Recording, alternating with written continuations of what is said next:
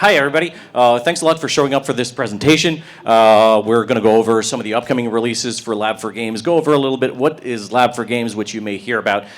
So let's get this show on the road by hitting this button. Hey, look at that. So Lab4Games, you'll never see this logo on a box because, well, never say never, but that's not the plan.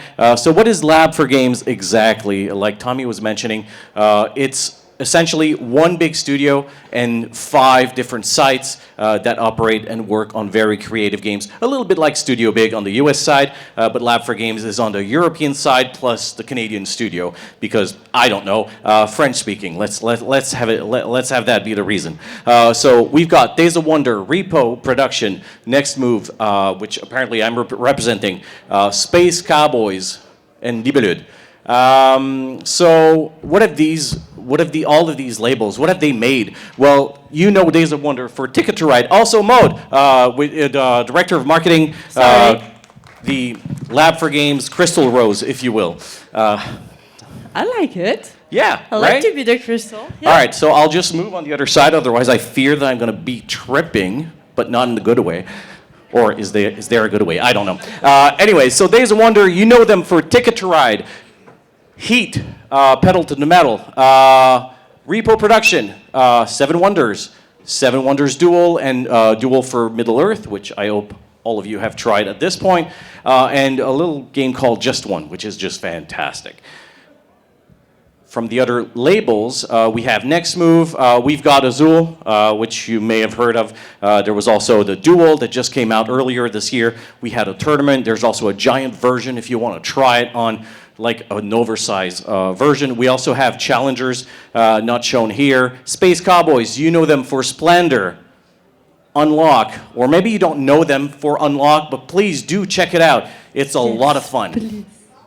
And finally, we have Libellude, Dixit, Mysterium, Harmonies, which is a big hit from last year, and something that we'll talk about in this upcoming presentation. So that's those are the 5 different labels that are joined together. So honestly, the structure is a little similar to what was mentioned for Studio Big. We have people overseeing the various teams to coordinate and consolidate efforts, such as my walking slowly behind this. Hey, I'm talking banner. All right, so BGA, all of those games, if you've heard of them but haven't had a chance to try them, or you're looking for a way, most of them do come out almost day in day with the release. Of course, all of our big pillars are fielding millions of plays with Azul, Seven Wonders, Harmonies, Ticket to Ride, and do I have another one? Yes, I do. We have Splendor here with the numbers. So all of those are on Board Game Arena, which is a great platform to learn those games before you start showing them to the customers that come into your store, especially when some of those games do come ahead of time, which you will see. Hold on. Wait, oh, sorry. Hold on. All right. Did you just say that Harmonies was released last year? Yes. And it already reached 1 million games on BGA? You're correct. That is a fact that I did not talk about. But please. Well, I'm sorry, but this is an extraordinary success that we need to talk. With Harmonies reach like 1 million games, it says it was sold out, I know, everywhere. But with you guys, with the retailers, you have a huge part with the success of the game because you believed in those games, and we know all the big hits, and it's all right, and it's completely fine to have great scores on BGA. But thank you for selling all the newcomers, the new lovers game. So Harmonies was part of that, and really thank you about that, because with Harmony being a success, it means that the new releases, new hits, that's going to be like reaching the 1 million game on BGA. That also thanks of you. Thank you. And this brings up, I talk a lot about BGA, and you might be like, wait, are you pushing players towards an online platform? But really, no. What we're seeing from those numbers is that the players that discover, most of the players that discover games on BGA, either it reinforces their love for the game, it drives them to try them physically. And that's also one of the things that we want to be careful about. With the recent release of Azul Duel, with Azul being such a tactile experience, there were a couple of misplays, so to speak, early on, but really it's a great tool, and I hope that if you're not already using it, you use it to inform yourself, your staff, on learning all of those games, because at the end of the day, the best tool to sell a game is always the game itself. All right, so coming soon, actually very, very soon for this one, this is the upcoming two-player game from Space Cowboys coming out this Friday? Absolutely, this Friday. So it's a two-player game, tactical. You're drafting tiles as you're trying to create vegetable shapes in order to score the most points and defeat, your opposing garden gnome. Honestly, although it has I want to say kid-friendly look, the gameplay is anything but. It is quite the ruthless game amidst the healthy dressing. Plus, because it's going to be a two-player game, you can try it at our booth later on today. And you can compete, all the teams say, okay, let's do a match. It's fast and it's great. It's always good to have a feeling with hands-on the game. Yeah, so this one, like Maud said, we have copies here. So if you want to try it out, you can. When you head to the trade show, you let us know, and we'll make sure to have the game with us this evening during the free gaming times. And we talked about BGA. That is also on BGA for you to try right away. Well, maybe not during this presentation, but. Well, it's on beta version on BGA, and the launch on BGA for Garden Merch, it's April 21st. So all right. soon. That's why she's here to, make sure that the information I'm Complementing. giving is correct.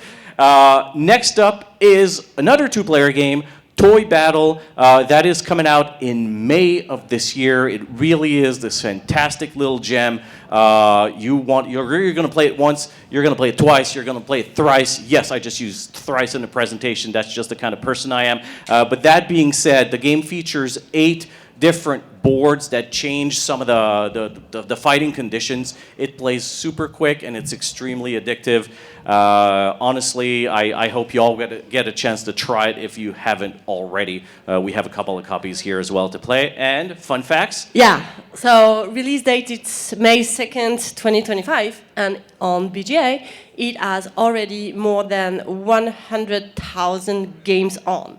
This is going to be the new hit, like my friends, we need to work on this game. This is so addictive.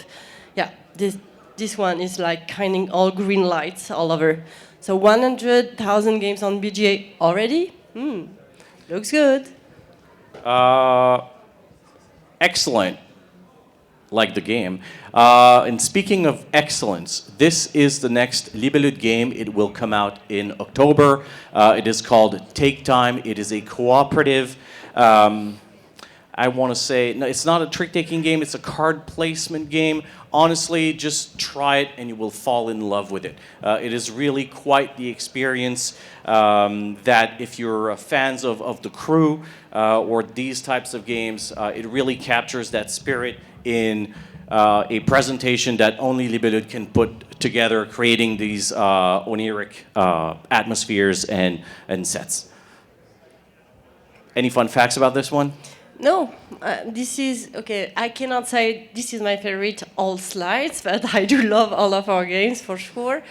This one has 40 tests available in the game, so the replayability of it, it's huge. The first round, it's 4 worlds, so please come and try it at our booth. You will see the astonished word of artistic that Maeva and Mol have put in this game. Well, yeah, it's something that we want you to experiment. So please do come by and play a hand or two. Next, we're going to have in January of next year. So right now we're already looking to the future of 2026 with the next 3 slides. And actually this one, rather than just fumble my way and say stuff that doesn't make any sense, I'll just pass the puck to Maud here. All right. So, okay, I know all of our games. That's going to be... But D1, maybe you have heard about games that you need to have objectives, just taking cards, and then experiment. This is a mix of amazing games that you already sold millions of copies. And tonight, there's going to be a game night, and I want you to try this one. Like, it has all in it. It's beautiful, the game design is great, and it's fast, and it has everything in between, I would say, Ticket to Ride and Catan. So this is going to be the next level. Yeah, gaming night. I'll be like touring D1 all night. Please come and sit. Yeah, essentially, if you find Maud, myself, or anybody from the Lab4 team tonight, we've got the gaming menu for you to last until the wee hours in the morning. Speaking of great upcoming title, also scheduled for January of next year, is a little game called All In, where effectively you're trying to predict who is going to win by... Yes, Maud, most likely. You play cards, you're trying to assemble the best hand where the rankings may or may not be similar to a famous card game. It's got fantastic art, which on the prototype that we have with us tonight, we do have the final art. And so effectively, you're trying to build the best poker hand, and at the end of the round, you're trying to predict who is going to win that hand, and that's how you're going to score the most points. It plays quick. Do look... Oh, I see a hand raised.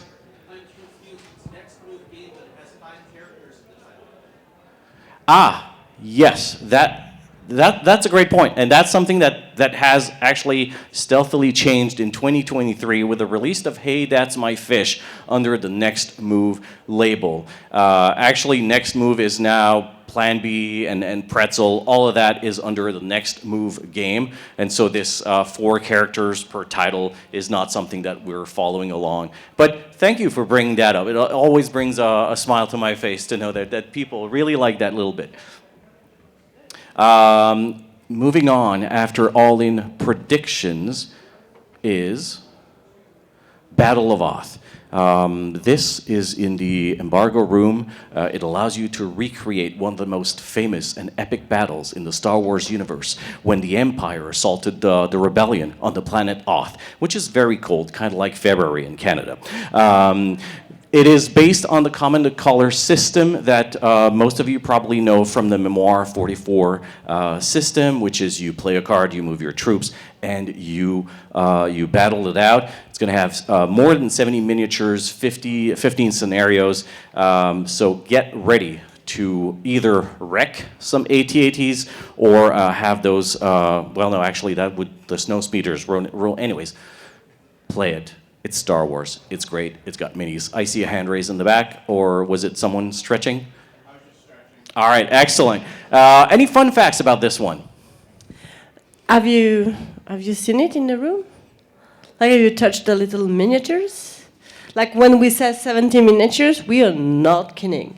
We cannot, well, it's going to be, well, with the tariffs, like specialty those days, but normally it's going to be 50 USD with 70 miniatures, and I think it's 17 scenario. That's amazing. Common color, like based on that, it's kind of ooh, like yeah. And we're doing a little bit of a time jump in terms of release dates. That one is coming out this summer at Gen Con, and I believe this is the end of our presentation. We may have gained a little bit of time for my good friend Tommy over there, but we may have a couple of questions. Yeah, does anybody have any questions for the guys at Lab4Games? Questions? I might have a question. Can I ask you guys a question? Maybe. I'm kind of curious how you guys coordinate like across the multiple like studios under Lab4Games. You guys mentioned a little bit earlier that Lab4Games is like an internal label. So how do you guys coordinate the efforts that are being made with the studios in North America and the studios that are in Europe? when it comes to like releases or I don't know, out of curiosity. So Lab4Games is one studio with 5 labels. One label in Montreal, which is Next Move. One label in Belgium with Repo Production, and 3 in France with Space Cowboy and Days of Wonder in Paris and Le Blood in Poitiers. So we divided the whole Lab4Games with the new IPs and the ranges. Yes, so of course existing titles remain with the teams that work on them, but when it comes to activities like sourcing, which is to say to look for new games, we're actually all looking at them together and trying to divide them and finding which of the team has kind of the best spirit for those games. And so it does require a lot of coordination, and it's not always easy given the time difference, but we do achieve it, and we're really proud of the games that are coming out from the Lab4Games umbrella and all of those studios. I'll use the mic here. Hey. Oh, sure. So the last presenter, they had little video clips that we could use in our stores to show a little bit of the gameplay. Does your company do something similar? And can we request those video clips? Yes, I'll be happy to send you the links to those videos. So I have them for all the new releases. Well, almost all of them. But yeah, I'll be happy. Yeah, so come next to me and then I will just send you the link. Does anybody else have any other questions? No? 1, 2, 1, 2. Well, this is a wrap up, guys. Thank you so much for the presentation. Let's give it up for Thank Mo you. and JF, please.